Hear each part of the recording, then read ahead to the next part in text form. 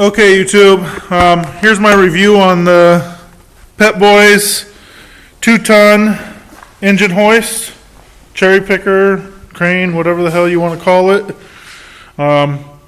Do a search on the Pep Boys website for engine hoist and this will come up. They have a 1-ton. I would seriously suggest that you don't buy that. The reason being is that the 2-ton has some quality issues that I kind of expected. You know, this hoist costs $179, so I didn't expect the best of quality. But I'm a welder, so I can fix that, the issues that I have with it. So let me show you, number one, some of the issues I have. These welds are horrendous. I mean, that's absolutely awful. My daughter's never welded, and she can weld that. That's terrible. So, the other issue that I'm having other than welds is I'm a little concerned about the tubing thickness here. It seems really thin wall. Let me get a measuring tape, and actually I'll get my this, whatever the hell it's called.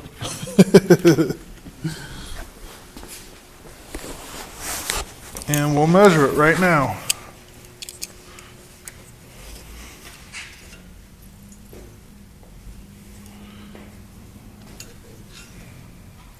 There you go. So 0.13, 0.14, 0.13 actually of an inch. That ends up being a little over 1/8, if I'm thinking correctly. So it's not terrible. I mean, I don't know. It just seems a little thin wall to me. Especially to be able to hold up 2-ton. So what my plan is, if you look down inside of here, there looks like there's a decent gap right there. So what I'm thinking is I have some scrap 3/4 inch 16 gauge square tubing, as well as a piece of 1 inch 16 gauge square tubing. And I think what I'm planning on doing is running it along the bottom here, from here all the way to the end, just to add a little bit more structure to it. How much that'll help, I'm not sure, but anything's better than having this thing collapse. If you guys do a search for this particular crane, the Pep Boys 2-ton crane on Google, you're going to see a thread that's been passed around where somebody had one of these and the crane collapsed right here. The tubing bent severely in this section right here. He said he was picking up a big block with a transmission attached to it. There's people that are instant, you know, don't buy crap in China or made by China, that's why it failed, blah, blah, blah, blah. But when the weight of a big block and the transmission together, because if it was, let's assume that it was a 454 big block, you're going to have a 400 transmission attached to that.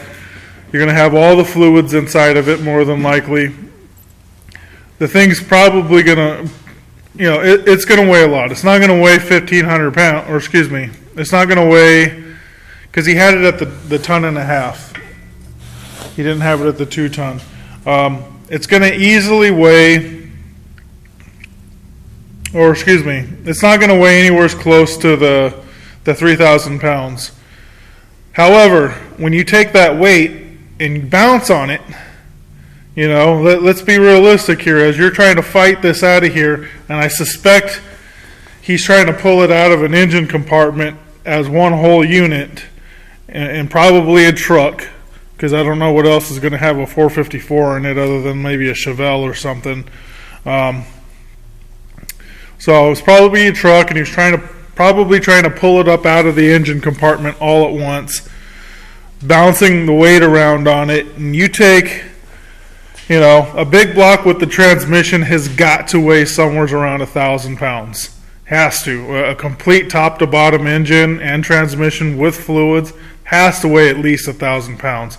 I would put money on it that it's over 1,000. So you start bouncing that weight around, and you could easily double that weight. Easily double it just from the shock of the weight bouncing. So, and anybody that doubts that, go put your ass on a scale and just hop on it. Don't even jump, just bounce your weight up on it and watch that needle on that scale fluctuate easily twice as much as you weigh. So, just for my peace of mind, because I don't like these welds, I'm going to try to reinforce this a little bit. We'll see. I'm going to definitely try to use it before I do any reinforcing on it, because that'll require me to tear it back down and clean up all the paint and then weld it. And I've got a project coming up besides this one. I've got a tow truck coming in here I'm going to need this for. So I just wanted to give you guys a heads up. The ram looks okay outside of the welds, and a lot of these cranes that you get are all made in China, and the welds don't look very pretty. I think what I'm going to do is I'm going to weld these straps. One issue that I had with the straps, because these legs come out at an angle, these straps are flat. So there's when you put them on here to bolt, they're sitting out here like this at an angle. And you barely have like maybe one or two threads that you can get that nut on, and it has to smash it back in there.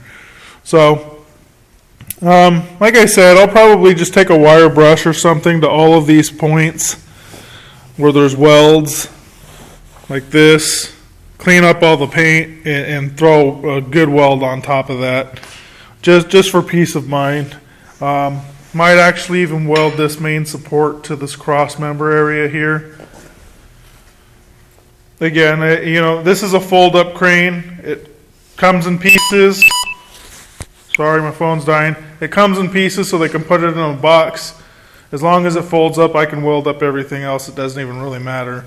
If I don't like the way these legs are handling the load, I could always even weld up this section here as well. I've got a big shop, so the legs being in the way are not that big of a deal. But yeah, overall, for the price of this, I couldn't even have made one. I couldn't have bought the steel for the price.